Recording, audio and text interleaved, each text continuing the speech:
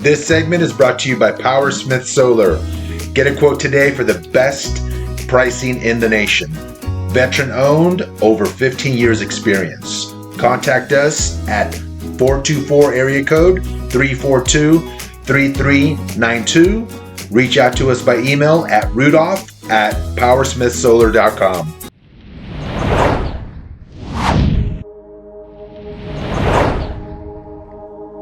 Yes. Perfect. Sorry. Fantastic, brother. I was just joining this meeting. I know it's been a long time. How you doing? Where are you at these days? I'm in Texas now, man. Texas. I'm in Texas now. Yeah. That's awesome. Yeah. They're big red state. Yeah, different spot, but it's great out here, man. You know, I still go to California a lot to see family and whatnot, but you know, Cali is definitely the place to be all the time. yeah, Especially when it gets hotter. Yeah, it's always sunny, except for this past week or two. It's been crazy, I hear. Yeah, we had a little bit of rain, but overall it's okay. Yeah, dude. Well, brother, thanks for being on the show. I really wanted to reach out to you and get together with you and just kind of hear your story and a little, backdrop and a little history. I known you for a very long time, and I didn't meet you for a very long time, and you're one of the original people out there that would promote for a lot of these big events in the 90s in the underground scene in LA.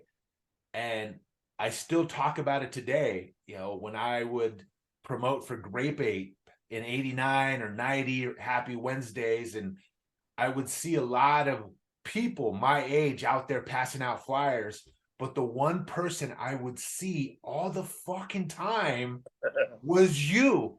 And I had no idea who the fuck you were. And I still remember today, like I would be passing out the flyers and I would look up and I would see you and I would literally say to myself, there's that fucking guy again. That this fucking guy is everywhere. So you were one of the people that even back then in 1990, I had no idea your name, didn't know who you were. But I know that you put in so much hard work back then and you promoted your fucking ass off more than anybody that I've ever seen promote. And I thought I was promoting good. You know, you seem to be at every place before I even was at any place. I remember one night a friend of mine said, oh, fucking Reza was already here promoting. Like, what? That one cat, like, fuck. So it was impressive from just 89 and 90 what you did and just your work ethic back then. And you were one of the original OGs back then. And I want to just get you on the podcast and just hear your story, bro. How did you get into it back in the 80, 89? How'd you get into this whole scene? You know, just going out, you fall in love with the dance music scene and you want to be a part of it. You want to help spread the love and promote it. And when we first started doing parties in 1990, we were doing house parties, warehouse parties. Yeah. You know, backyard parties to warehouse parties. And then when the warehouse parties were getting shut down in 92, we moved to halls and bigger venues, sometimes clubs even. And I've been a part of the scene forever. I love the scene. I think it's great. It's it represents a good lifestyle. It's healthy. The music's amazing. The people are beautiful. I mean, you can't go wrong in the dance music scene. What was your first event? What kind of brought you in? To be honest, I don't even remember my first event. Yeah? Okay. I don't. I know I was going out. I went out in 89 and 90. Yeah. Obviously, I started promoting in 1990 and doing events in 90 and also 91, 92. Yeah. I don't know what my first event was, but I went to a lot of events. I know sometimes I go to 3 events a night just to go check them out, just to see what it's about. And we were partying back in the party days. We go to a club, from the club to an underground party, from the underground party to an after hours, from an after hours to an after hours. Right. Somebody's house after that. I mean, the party days are crazy. Yeah, man. I remember those days, just the amount of it was a very small amount of promoters back then in 89, 90. I mean, my first event was Davin, one of Davin's events, but there was a very small amount of promoters. I And love Davin's events. Davin's All the events, Pawpaw Patch events. Pawpaw Patch, Davin's events are Pawpaw amazing. Ranch, his wedding, the Yep. wedding at the Palladium, all of Davin's events were just. I think I went to one of the Pawpaw ranches, and that's what kind of brought me in. I was like, "What the hell is this scene?" And it was unique. His events were very unique at the time, you Yeah. know. And yeah, no, it just that's what really brought me in. And you were one of the people that were one of the original people, original kids that were out there just hustling, passing out flyers, and it was just great to be a part of that history of that LA scene that just blew up to what it is today. Exactly. And Yeah, I mean, we put a lot of work in. It wasn't this team didn't get built on just uh rumors or internet. It was originally yeah, the groundwork we put in. I call it in the streets, getting the word out and letting people know what's up. Obviously, we didn't have the millions and millions of dollars in marketing that was required. right. So we had to put in the work ourselves. We were very grassroots, very from the streets. And we go to events, clubs, malls, colleges, high school, wherever we could to get the word out. Right. Because like you said, the internet was not a big thing back then at all. It Not didn't at even all. exist in It didn't even 1990. exist. Exactly. You know, it was all flyer based back then, and it was no Instagram, no Facebook, none of that. So it was a lot It of. was flyer based that everybody used to call. Yeah, right, exactly. It was just a lot of hard work. And you were one of although there was that small group of promoters, you're one of the people that came out of that and started to do some of these bigger events. Like a lot of the new kids today that go to some of these events now don't realize some of the big events that you put together. I mean, the legendary Monster Massive, Go Ventures, the countless events that you put together that really is a part of history, a part of just the LA underground history. Without those events, that scene wouldn't have become as big as it is today. So it's pretty impressive. Thank you so much. I mean, yeah, we did what we loved, and we started from the ground up. Obviously, we were first doing the warehouse parties in the Yeah. early days, and then from there, we went to halls. From halls and nightclubs, we went into arenas, and we had a really long run at the LA Sports Arena / Coliseum Exhibition Park. Our events grew there from 10,000 to our last few events. We're getting 70,000 plus. Yeah. I mean, it's definitely we made history in LA. We definitely pioneered a lot of what's went on here in the early 90s and the 90s and the early 2000s, Yeah. so on. No, absolutely. When you kind of look back at everything, what's your biggest takeaway from putting together some of these events? Because you put together some of these big, large scale events, and of course, it's a lot of work, it's a lot of stress and whatnot. But what would you say was some of your biggest takeaways from just some of the events that you put together? Besides seeing the smiles on thousands of people, um,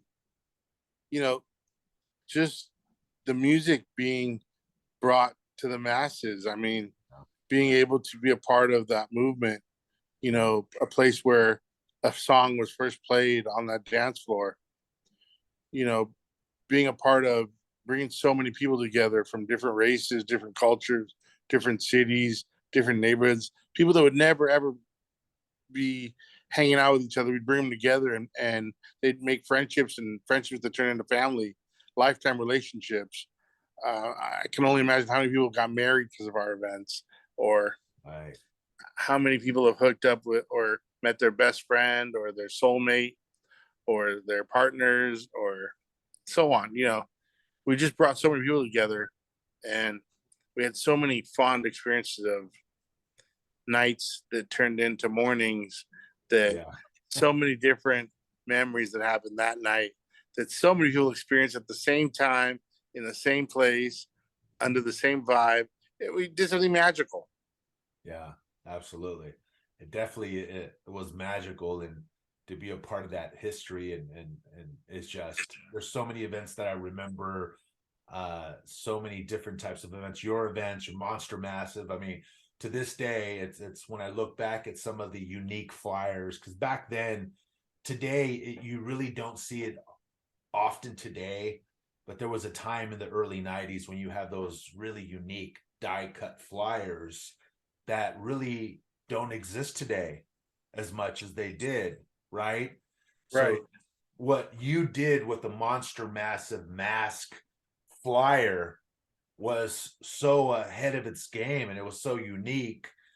Whereas today, a lot of kids, they're just so used to seeing the social media and the promotions online, where I remember the excitement. So many kids, so many of my friends and people that I knew, like, holy crap, check out this flyer. It's a Monster Massive mask. And they would put it on, and the sheer excitement from that. I still remember that today, which was so dope back then. Well, the flyers was a big part of our events back in the day. I mean, Oh, we'd be working on those designs for weeks. Sometimes we'd be, you know, brainstorming years ahead of time, like a year ahead of time, just to see. And the thing about flyers and designs is you have to constantly outdo yourself. It's like your parties. right, You become your own competition, right. That makes sense.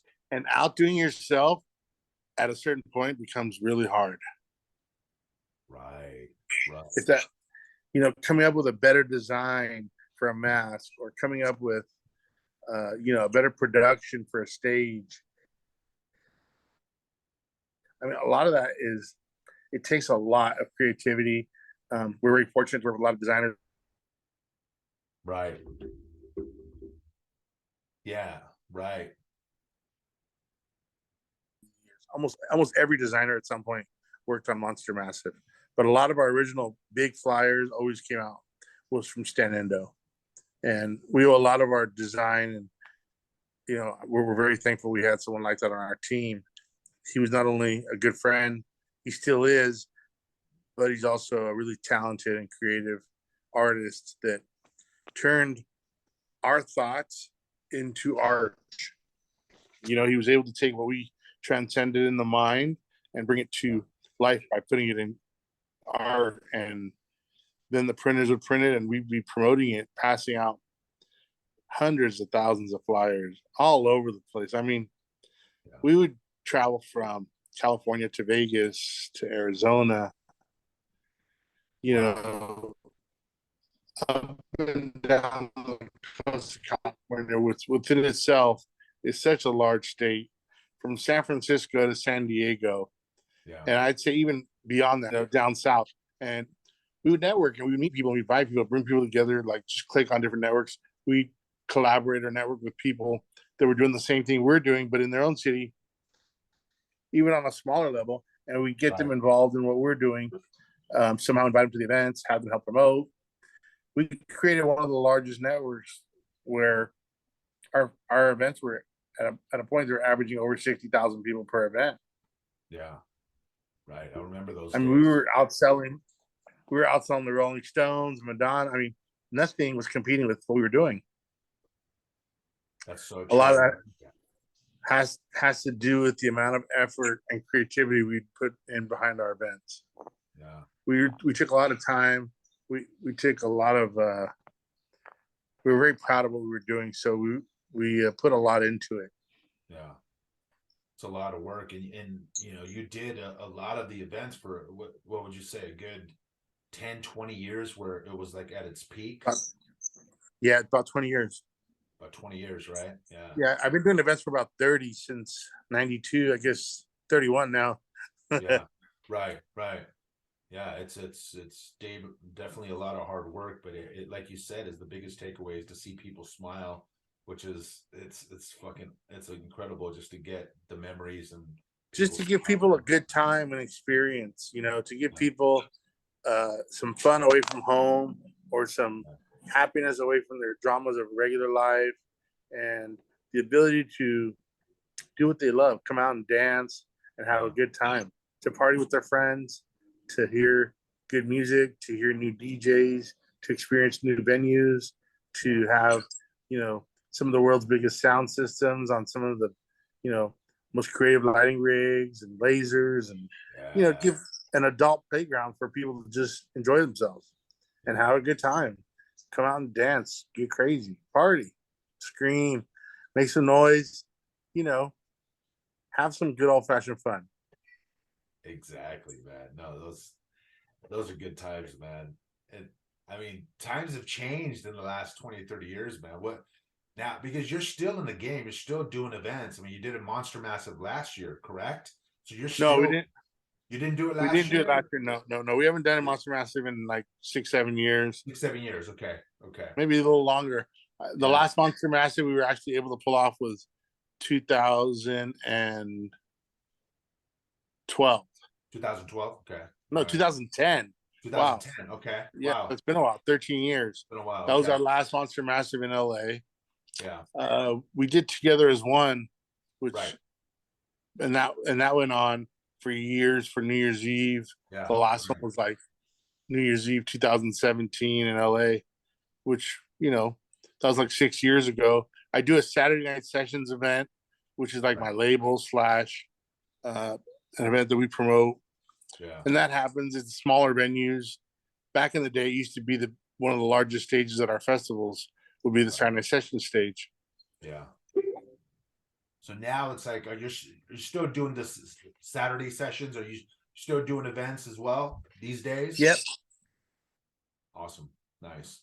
So what do you think 30 years have passed? It's like, what do you think it takes now today, 2023, to be successful in the event promoting You gotta have game? the white goatee. The white goatee. The white goatee. That says experience.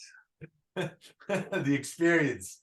The Without distinguished letting your promoter. secrets out. Like what does it take? Because obviously technology is changed. It just 20, 30 years have You got to changed. change with the times.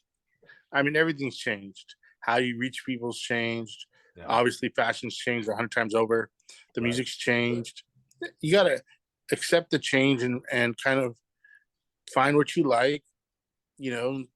Keep promoting what you're into and things that you enjoy yourself, because then Yeah. it doesn't seem like work. It's more like fun. Yeah. Right. That makes a lot of sense. I used to always say, I mean, if they would have never paid me to do what I do, I'd still be doing it. And I'm glad they pay me. I made a living out of it, but I'd still be doing it even though I was doing it for free. Yeah. No, absolutely. And it's great to see that you still have that love, the passion for it to bring smile to people's faces, which is great, you know, because sometimes That along the way, some people lose that and you still have that, which is great. that never goes away. I think that's what I liked the most about it, was the ability to entertain people, make people happy, Yeah. and make people enjoy themselves. And so that's always stayed. That's awesome, dude, because it must have been an amazing feeling, because some of your events Together as One, Monster Massive, you got crowds up above 50,000 people, 60,000 people.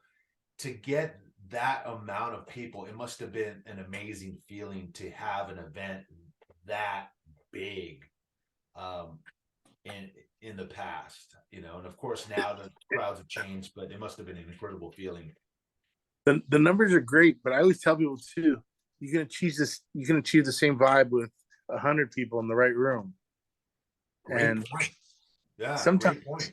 sometimes that same vibe. I mean, we were very lucky. I think we had an art to what we did, because we were able to keep that vibe of a good party and then expand it to a massive crowd and still try Yeah. to keep that vibe of, you know, that really intimate type feeling when you're a part of the room, the music, the lights, the people, when Yeah. everything's so intimate that and things are clicking. It seems like your night's choreographed. Hey, that's true. That makes a lot of sense, dude. And along the way, because you were so known, brother. Like I know you as a beast of a promoter. like passing out flyers back when I was a kid, and then suddenly you become this raging successful promoter, putting together Go Ventures and Monster Massive. There was a time where I had no idea that that was your event, and when I found out, I was like, I'm not surprised, because the way this dude worked the streets was incredible. And while you were doing that, at what point did you transition into wanting to play your own music? Because now I see that you now are a DJ at a lot of these events today. So I see you DJing and playing, and when did that start? I started DJing out, I'd say, in wow, like the late 90s. Nice. I started playing my own event. It was in a club I did called Time Yeah. and big club. I was in the second room, performing live drums as well. And eventually I started playing our events, I'd say like 96, 95, 96. Okay. Nice. Okay. Dope. Because now I'm seeing a lot.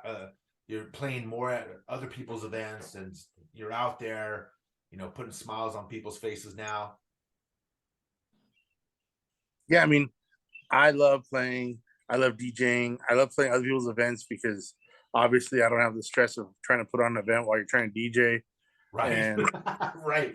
That's so true.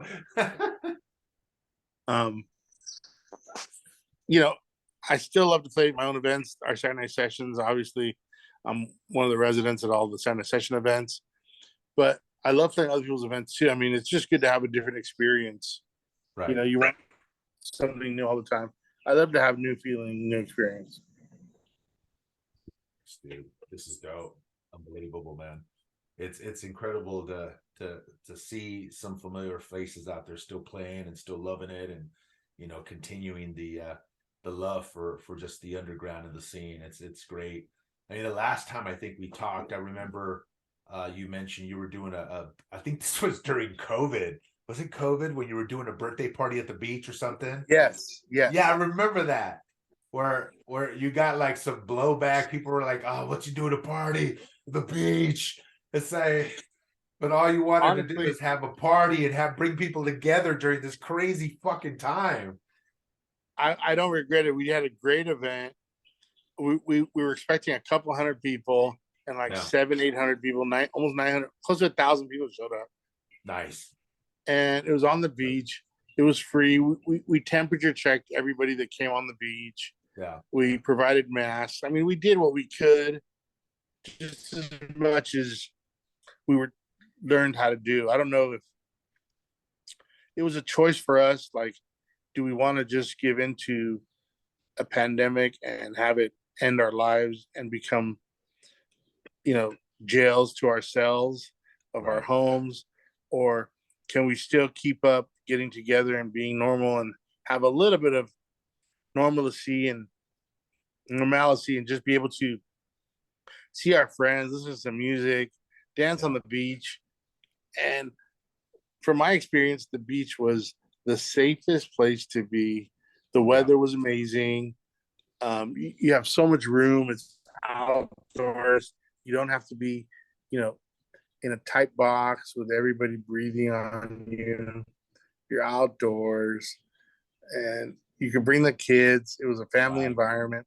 right, People came out and they picnicked on the beach. They had a little uh, beach camping day, and they got to experience with the dance floor, and people were having a great time. I mean, it was amazing. that's It dope. was definitely the road to the Love Festival, and really the Love Festival being what we love to do. Yeah, That's what right, makes it that festival. right. Dance and people and vendors and just everybody bringing stuff that they can share with each other, and Right, right. the And it freedom was of being able also to go ahead, uh, go ahead. Sorry. no, I say it was also a time where COVID has already kind of took its toll. It was like a year after the peak of COVID or some sort. Was it a year, 2 years? We did it in Year, no? June. No, it was a couple months. It was a couple months into 2020. I think so. Yeah. Okay, so it was kind of that time where it kind of went away, because I think in June, I think I couldn't go to your event because I actually went to La Paz, Mexico for vacation. And all my friends were like, When you were dude, allowed to travel, it was. I mean, the first 2 months it was strict, and then it started loosening up. yes, yeah, yeah. That was the time when I went to Mexico, and I thought, oh, okay, COVID's gone. All right, it's time to go travel now. And I remember you had your event, and I remember the pictures. I was like, oh man, that looked like a really good event. Looked like a lot of fun. So, you know, It was. It was. It's still on YouTube. I think you can see video from it if you look up the Love Festival or, yeah, Love Festival Beach Party yeah, 2020. dude, that's dope, man. That's freaking amazing. So, like, did like the whole thing during the peak of COVID, did it affect you at all as far as your business goes? A little bit, somewhat. Obviously, I wanted to start doing events again, Yeah, and we were gearing up in 2019 so right. that we can come forward in 2020, and then boom, COVID hits. Yeah, And COVID hit at a time where I was just selling one of my houses where I lived, and COVID, the lockdown happens the day escrow closes. And so I had just moved. I'm kind of like in between moves. Stuff is still in the U-Haul. And how are we supposed to lock? What is going on now?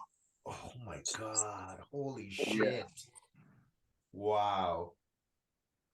Talk about trying to make an adjustment. Wow. Jeez, that must have been crazy. COVID was definitely crazy times for California. I mean, Yeah. I'm sure it was like that all around the country, all around the Right. world, but Yeah. it was definitely crazy for us here in California. Yeah. Yeah. I remember. I was still there. It's crazy times. Jesus Christ, man. So Natalie, that's dope, dude. So what's going on for you now? 2023. What are your plans? And any events, any things you're working on for the future for this year, the following year? this year we're working on the Love Festival happening.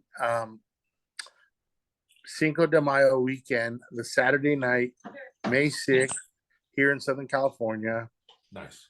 It's an out Cinco de Mayo weekend. outdoor. Okay, Yep, outdoor. Saturday night. Okay. It's May 6th. Oh, May 6th. Okay. So it's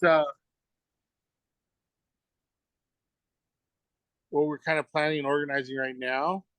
Nice. Smaller, obviously, than what we used to do, but a more tight kind of a festival that we can do and keep just an amazing venue, an outdoor venue, and the sun rises and sets at the perfect place. It's on a mountainside, and it's got What?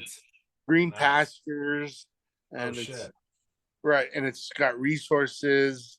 We're able to actually host 5,000 plus people there Nice. and park them, fit them comfortably. Nice. So That's yeah, awesome. Fantastic, dude. Well, yeah, I can't wait for that event. I might be back in California that weekend, so I'll definitely reach out, brother. So no, that's awesome, man.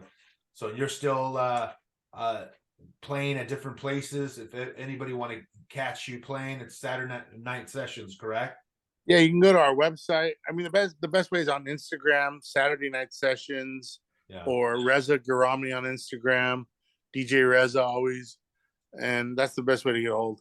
And soon the lovefestival.com will be up. It's under construction now.